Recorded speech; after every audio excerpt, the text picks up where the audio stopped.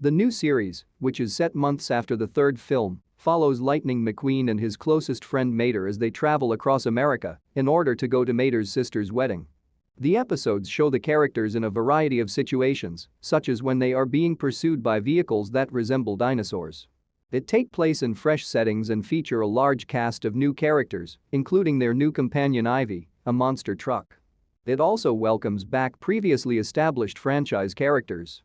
The fun little road trip, Cars on the Road, features a straightforward plot and gorgeously animated characters.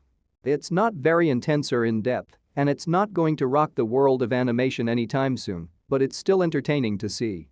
Cars on the Road resembles Monsters at Work in the Cars universe in many ways and feels like a logical continuation of Tales from Radiator Springs. This series, like its Disney counterpart, includes brief episodes and an episodic format in order to further develop Pixar's world. In premiere episode, Cretaceous Gardens is where they stop for the first time. Lightning obviously knows a lot about dino cars. On the other hand, Mater is the complete opposite and is actually terrified of them. He just wanders off and starts dreaming about living in the Jurassic Age as Lightning tries to teach him about the age of the cars. He saw Lightning moving toward the car-sized T-Rex in that vivid dream to get a better look at it. As it tries to eat Lightning, things start to go wrong. Mater steps in to save the day. At that point, a larger dino car shows up to devour the dino car attempting to devour Lightning. He suddenly returns to reality as they are about to fall off a cliff and says that he has unintentionally learned a few things about dino cars. They then resume their journey after that. They ought to have stopped at the little motel they just passed, advises Mater, who also predicts that it will rain. The sun is out, so there's no need to panic, according to McQueen. He is shortly shown to be mistaken as it begins to rain. In their search for a place to stay the night, they come across the horrifying Destiny Hotel. Mater is clearly frightened. However, McQueen declares that he will sleep soundly. In fact, the exact opposite occurs.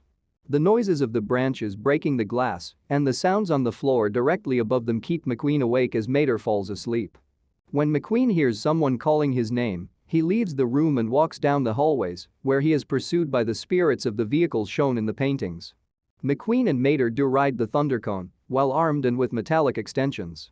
They discover, however, in the middle of the combat, that everyone has departed to engage the electrically charged automobiles because the two groups have been at odds for a while. McQueen and Mater make an effort to persuade them that bickering about unimportant issues is completely pointless. But no one pays attention, so they start fighting nonetheless. Mater and McQueen recognize that as their signal to flee. They arrive at a gas station with Jeremy, a member of the Thunderconers who exhibits some semblance of sensibility and dislikes fighting. They are enjoying a drink when they notice that the opposing parties have ended their argument and are making their way to the station to partake in alcohol. McQueen goes to place an order for at least 100 more sippy coolers to celebrate. When Mater and McQueen finally get at the location of Mato's wedding in the final episode titled Gettin' Hitched, everyone learns that Mater truly comes from a very wealthy family. Additionally, with Cruz showing there, we learn that Mato is getting married to Mateo, Cruz's cousin. Cruz is caught up with by McQueen, who wants to know what she has been doing during the off-season. She claims to have started a racing school, founded a charity that offers snow tires to the lightly treaded, and is currently taking French classes. The ceremony starts before Cruz discovers what McQueen has been up to, and Mato shows up. She races to meet McQueen, Mater, and Cruz. She doesn't appear as menacing at first as Mater claimed. However, as the debate continues, it becomes glaringly obvious that the main issue between the brother and sister is their rivalry. The ceremony is interrupted when Mater and Mato sprint backward to the old oak tree to compete in a lawn drawing competition, a tree climbing competition, a stunt competition, a drinking game, a game of rock paper scissors, a spelling competition, a game of Jenga, a game of number plate house of cards, and a stare-off. Cruz, who has taken a course on being a professional referee, adjudicates the match and determines that Mato is the victor.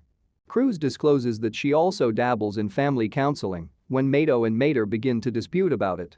The brother-sister team calms down after receiving a free session, and they both acknowledge how much they adore one another.